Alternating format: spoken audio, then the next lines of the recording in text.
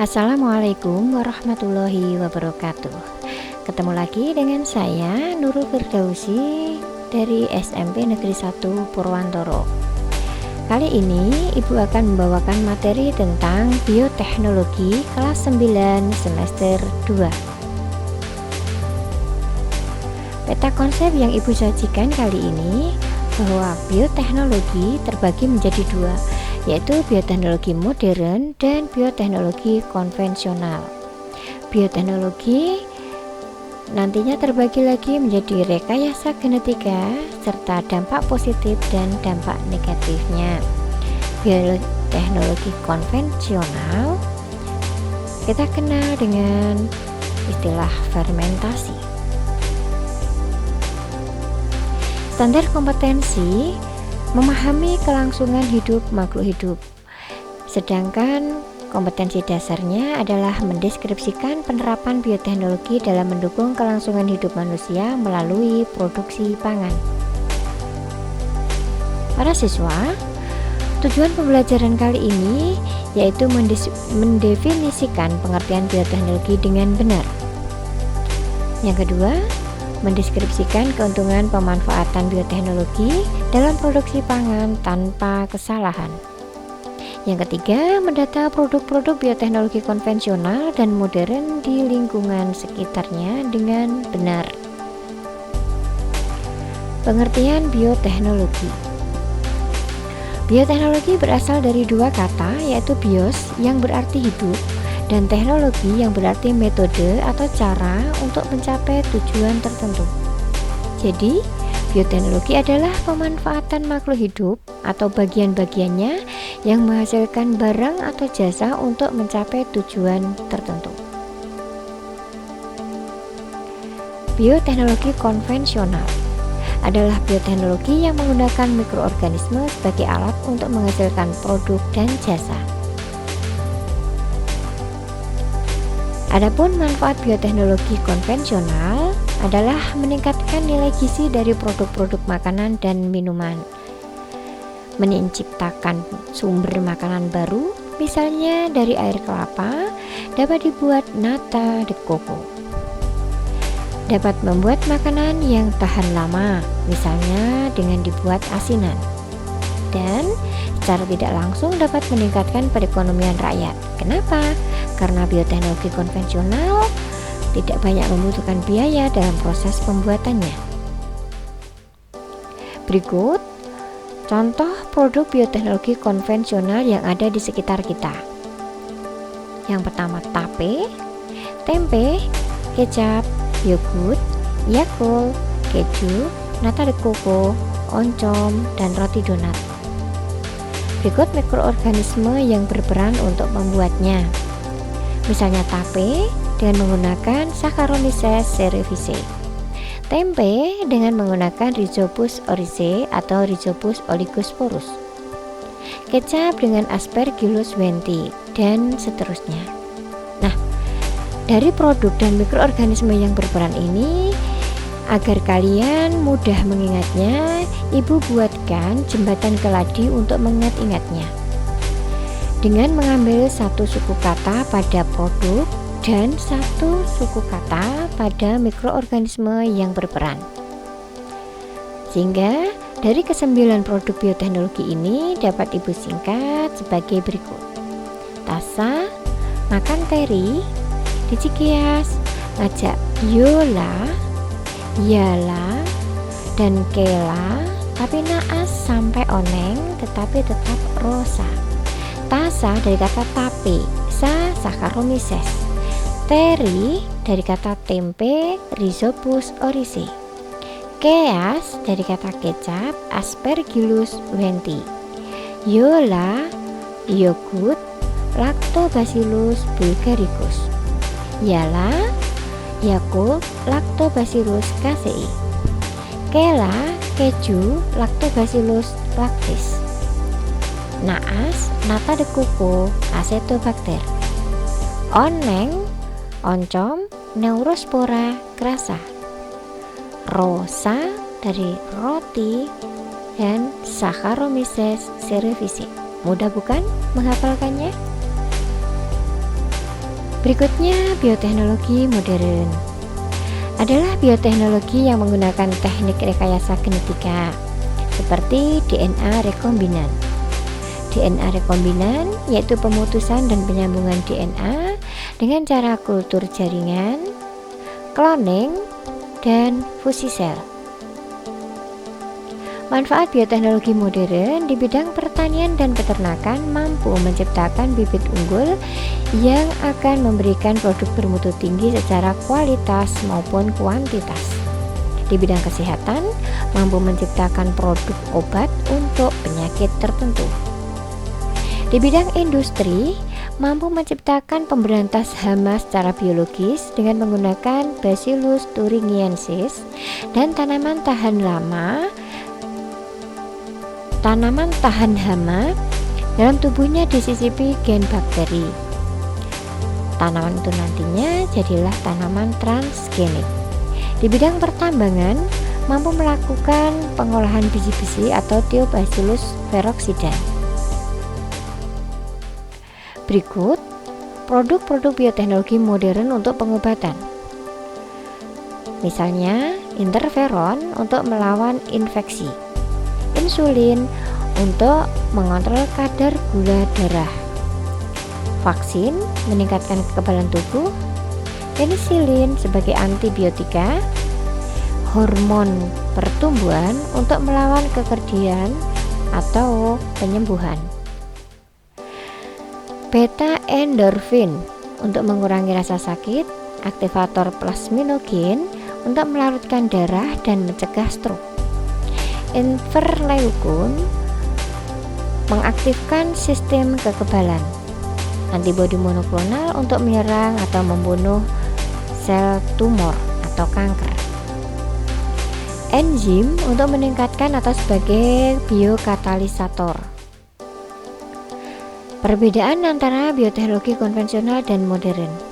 Konvensional, teknik yang digunakan menggunakan teknik fermentasi atau pemeraman. Sedangkan modern dengan menggunakan DNA rekombinan.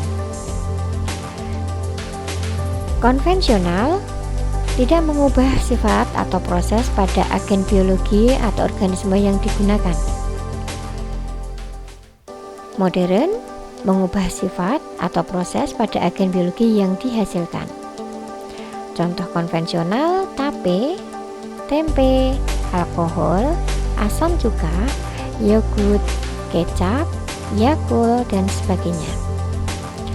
Modern misalnya insulin, vaksin, bayi tabung, hidroponik, transgenik, dan sebagainya. Penerapan bioteknologi modern untuk rekayasa genetika. Rekayasa genetika adalah suatu cara memanipulasikan gen untuk menghasilkan makhluk hidup baru dengan sifat yang diinginkan. Rekayasa genetika disebut juga pencangkokan gen atau rekombinasi gen. Untuk mengubah DNA, sel dapat dilakukan melalui banyak cara. Misalnya melalui transplantasi inti, fusi sel, teknologi plasmid, dan rekombinasi DNA. Berikut contoh transplantasi inti. Transplantasi inti ini bisa juga disebut dengan cloning. Kalian masih ingat yang namanya domba doli? Domba doli merupakan hasil cloning di mana domba doli tadi mempunyai induk betina dan induk betina. Kok bisa ya? Nah, begini prosesnya. Induk betina pertama diambil sel telurnya. Inti sel telur adalah haploid. Sedangkan induk betina kedua diambil sel kelenjar mamai, di mana intinya adalah 2N atau diploid. Kemudian inti sel telur diambil lalu dibuang, diganti dengan inti sel kelenjar mamai. Jadilah sel telur dengan inti sel kelenjar mamai yang sifatnya sudah diploid. Setelah itu, sel telur yang berinti sel kelenjar mamai tadi akan membelah secara mitosis hingga terbentuklah embrio. Embrio selanjutnya dimasukkan ke dalam rahim dari betina yang menghasilkan sel telur, hingga terjadilah kebuntingan dan lahirlah domba Dolly. Fusi sel adalah peleburan dua sel baik dari spesies yang sama maupun berbeda supaya terbentuk sel bastard atau hibridoma. Fusi sel diawali oleh peleburan membran dua sel serta diikuti oleh peleburan sitoplasma atau plasmogami dan peleburan inti sel atau kariogami. Manfaat fusi sel antara lain untuk pemetaan kromosom, membuat antibodi monoklonal, dan membentuk spesies baru. Ini skema dari teknik fusi sel. Teknologi plasmid. Plasmid adalah lingkaran DNA kecil yang terdapat di dalam sel bakteri atau ragi di luar dari kromosomnya.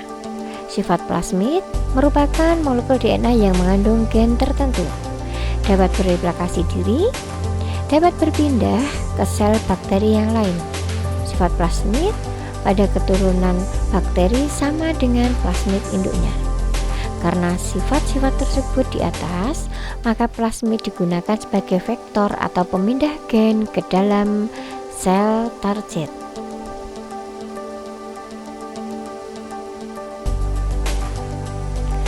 Rekombinasi DNA adalah proses penggabungan DNA dari sumber yang berbeda. Tujuannya untuk menggabungkan sel gen yang ada di dalamnya. Oleh karena itu, rekombinasi DNA disebut juga rekombinasi gen. Rekombinasi DNA dapat dilakukan karena alasan berikut. Yang pertama, struktur DNA setiap spesies makhluk hidup itu sama. DNA dapat disambungkan. Bioteknologi di bidang pertanian. Yang pertama, kultur jaringan. Pelaksanaan kultur jaringan bertujuan untuk memperbanyak jumlah tanaman. Tanaman yang dikultur biasanya adalah bibit unggul, dan dengan teknik ini kita bisa mendapatkan keturunan bibit unggul yang jumlahnya banyak dan memiliki sifat yang sama dengan induknya. Kultur jaringan sebenarnya memanfaatkan sifat totipotensi yang dimiliki oleh sel tumbuhan. Totipotensi adalah kemampuan setiap sel tumbuhan untuk menjadi individu yang sempurna. Tanaman transgenik yang kedua adalah tanaman varietas unggul yang dihasilkan dari teknologi rekayasa genetika dengan menyisipkan gen pembawa sifat unggul dari satu organisme, misalnya bakteri, ke dalam satu jenis tanaman, sehingga diperoleh tanaman dengan nama transgenik. Contoh, tebu transgenik, kapas transgenik, tomat transgenik, dan kedelai transgenik. Pembuatan tumbuhan tahan hama. Tanaman yang tahan hama dapat dibuat melalui rekayasa genetika dengan rekombinasi gen dan kultur sel. Contohnya, untuk mendapatkan tanaman ketang yang kebal penyakit, maka diperlukan gen yang menentukan sifat kebal penyakit. Gen tersebut kemudian disisipkan pada sel tanaman kentang. Sel tanaman kentang tersebut kemudian ditumbuhkan menjadi tanaman kentang yang tahan penyakit. Selanjutnya, tanaman kentang dapat diperbanyak dan disebarluaskan. Hibridisasi adalah persilangan antara varietas dalam spesies yang sama yang memiliki sifat unggul. Hasil hibridisasi adalah hibrid yang memiliki sifat perpaduan dari kedua induknya. Teknik ini dapat dilakukan pada tumbuhan dan hewan. Contoh tumbuhan hibrid adalah budidaya jagung yang disebut jagung hibrida, kelapa hibrida, padi hibrida, tebu hibrida, dan anggrek hibrida. Hidroponik. Metode yang digunakan dalam hidroponik antara lain metode kultur air, metode kultur pasir, metode porus, dan sebagainya. Intinya, hidroponik adalah menanam tanpa media tanah. Metode yang tergolong berhasil dan mudah diterapkan adalah metode pasir. Bioteknologi di bidang peternakan. Dengan bioteknologi dapat dikembangkan produk-produk peternakan. Produk tersebut misalnya berupa hormon pertumbuhan yang dapat merangsang pertumbuhan hewan ternak. Dengan rekayasa genetika dapat diciptakan hormon pertumbuhan hewan yang disebut BST, bovine somatotropin. Hormon tersebut direkayasa dari bakteri yang jika diinfeksikan pada hewan dapat mendorong pertumbuhan dan menaikkan produksi susu hingga 20%.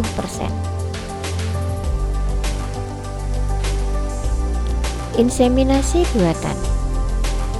Inseminasi buatan dikenal juga dengan istilah kawin suntik, yaitu pembuahan atau fertilisasi yang terjadi pada sel telur dengan sperma yang disuntikkan pada kelamin betina. Jadi, fertilisasi ini tidak membutuhkan jantan, tetapi hanya membutuhkan spermanya saja. Bioteknologi reproduksi pada manusia biasanya digunakan untuk bayi tabung. Proses bayi tabung adalah sebagai berikut. Sel telur yang mengalami ovulasi pada wanita diambil dengan suatu alat dan disimpan di dalam tabung yang berisi medium, di mana medium ini mempunyai kondisi yang sama persis seperti kondisi rahim wanita yang hamil. Sel telur dipertemukan dengan sperma di bawah mikroskop dan diamati hingga terjadi fertilisasi. Sel telur yang sudah dibuahi, yang disebut sigot, dikembalikan lagi ke dalam tabung. Bila sigot sudah berkembang menjadi embrio, maka embrio tersebut akan disuntikkan kembali ke dalam rahim ibu yang penghasil sel telur. Itulah bayi tabung. Bioteknologi di bidang kedokteran. Untuk membuat insulin. Cara pembuatan insulin dengan menyambungkan gen pengontrol pembuatan insulin manusia ke dalam DNA bakteri. Kemudian dari hasil penyambungan tersebut akan terbentuk bakteri baru yang mampu menghasilkan hormon insulin manusia. Bakteri ini dipelihara di laboratorium untuk menghasilkan insulin. Selanjutnya, insulin yang dihasilkan bisa digunakan untuk mengobati penyakit kencing manis atau diabetes mellitus. Pembuatan antibodi monoklonal. Antibodi monoklonal adalah antibodi yang diperoleh dari suatu sumber tunggal.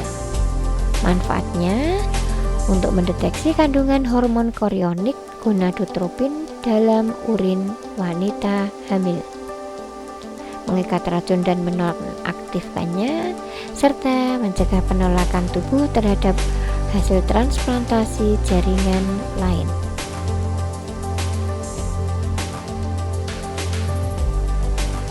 Pembuatan vaksin. Vaksin digunakan untuk mencegah serangan penyakit terhadap tubuh yang berasal dari mikroorganisme. Vaksin didapat dari virus dan bakteri yang sudah dilemahkan, dan bakteri tersebut sudah tidak punya daya serang.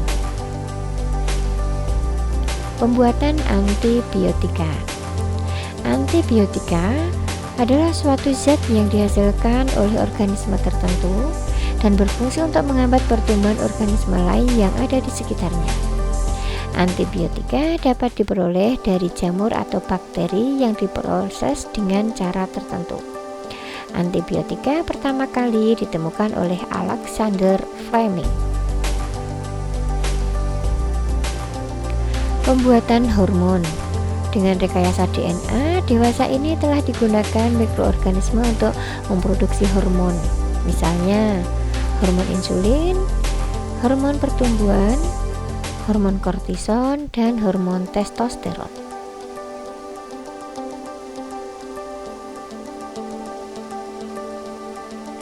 Dampak positif rekayasa reproduksi: menciptakan bibit unggul, meningkatkan gizi masyarakat, meningkatkan kualitas dan kuantitas produksi sesuai dengan keinginan manusia, membantu pasangan yang kesulitan mendapatkan anak dengan jalan pintas, yaitu dengan bayi tabung. Adapun dampak negatifnya, dampak negatif terhadap lingkungan antara lain pelepasan organisme transgenik ke alam bebas dapat menimbulkan dampak berupa pencemaran biologi yang dapat lebih berbahaya daripada pencemaran kimia dan nuklir. Dampak di bidang sosial ekonomi merugikan petani dan peternak lokal yang mengandalkan reproduksi secara alami. Dengan demikian, bioteknologi dapat menimbulkan kesenjangan ekonomi. Dampak di bidang pertahanan negara: untuk kepentingan pribadi suatu negara, menciptakan prajurit yang tangguh dengan cara cloning manusia. Dampak di bidang kesehatan: susu sapi yang disuntik dengan hormon VST disinyalir mengandung bahan kimia baru yang punya potensi berbahaya bagi kesehatan manusia. Dampak terhadap etika atau moral: menyisipkan gen makhluk hidup lain memiliki dampak etika yang serius. Menyisipkan gen makhluk hidup lain yang tidak berkerabat dianggap melanggar hukum alam dan sulit diterima masyarakat. Para siswa, apabila penjelasan ibu tadi kurang jelas, kalian bisa membaca-baca buku berikut ini.